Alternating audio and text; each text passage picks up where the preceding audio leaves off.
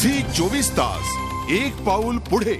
दिल्लीतल्या महिला आंदोलकांबाबत केलेल्या वक्तव्यामुळे राष्ट्रपती प्रणव मुखर्जींचे पुत्र अभिजित मुखर्जी चांगलेच अडचणीत आलेत। आंदोलन करणं ही फॅशन झाल्याचं वक्तव्य करणाऱ्या मुखर्जींनी काही तासात आपलं विधान मागे घेतलं असतं तरी सुद्धा आंदोलनाकडे पाहण्याच्या राजकारण्यांच्या दृष्टिकोनाविषयी प्रश्नचिन्ह निर्माण झालंय।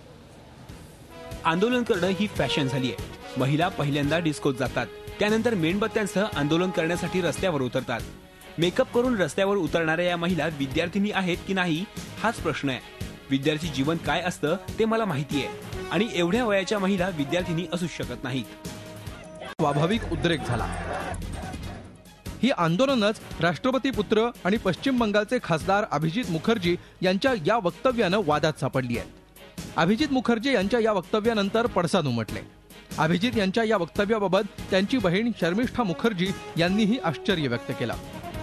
मुझे नहीं पता कि उन्होंने ऐसे क्यों बोला है और किस कॉन्टेक्स्ट में बोला है, लेकिन जो भी उन्होंने बोला है वो सही नहीं बोला है और उनकी बिहाफ में मैं सबसे अपोलोजाइज करती हूँ कि उन्होंने ऐसा गलत बोला है। आई मीन क्योंकि मैं उसको बचपन से जानती हूँ और हमारा फैमिली वैल्यूज ऐसा नहीं है। देखिए वो माफी तो उन्होंने ऑलरेडी, आई थिंक मैंने जो अभी हेडलाइंस देख रही थी, उन्होंने माफी ऑलरेडी मांगा है। इन्होंने जो बयान दिया है इनको तो सार्वजनिक क्षमा मांगना चाहिए देश से। इनको थोड़ी सी भी ये सोच नहीं है कि दिल्ली के अंदर और पूरे देश के अंदर किस प्रकार उस बच्ची के ऊपर जो घटना घटी उसके खिलाफ कितना बड़ा गुस्सा है और कितना बड़ा रोष है सरकार की उस विफलता के बारे में।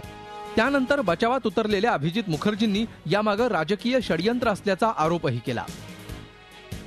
मात्र त्यानंतर काहीच वेळात माघार घेत जनतेच्या भावना दुखावणारं वक्तव्य मागे घेत असल्याचं त्यांनी स्पष्ट केलं।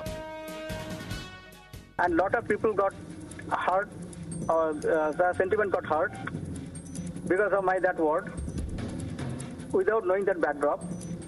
Since it has created such a sensation, I withdraw those words unconditionally apologize to all the people who got hurt, their sentiment got hurt because of my utterings. राष्ट्रपती पुत्र अभिजित मुखर्जींनी वक्तव्य मागे घेतलं असलं तरी या निमित्तानं पुरुषी मानसिकतेचा मुद्दा पुन्हा एकदा ऐरणीवर आलाय। झी 24 ताससाठी ब्युरो रिपोर्ट।